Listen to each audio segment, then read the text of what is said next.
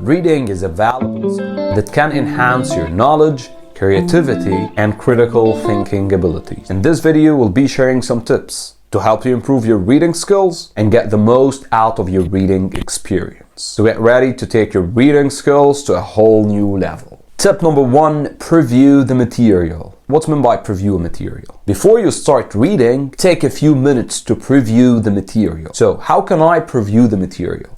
Scan the headings, subheadings, and bolded text to get an idea of the main ideas and the structure of the text. This will help you understand the material more quickly and efficiently. Tip number 2, annotate while reading. Annotating while reading can help you engage with the material and retain information. Use a pencil or highlighter to mark the important points. Underline the key word and write down notes and questions in the margin. So this way you are enhancing the process of understanding. Tip number 3, expand your vocabulary. Reading is a great way to expand your vocabulary. Whenever you see any unfamiliar word, look it up in the dictionary.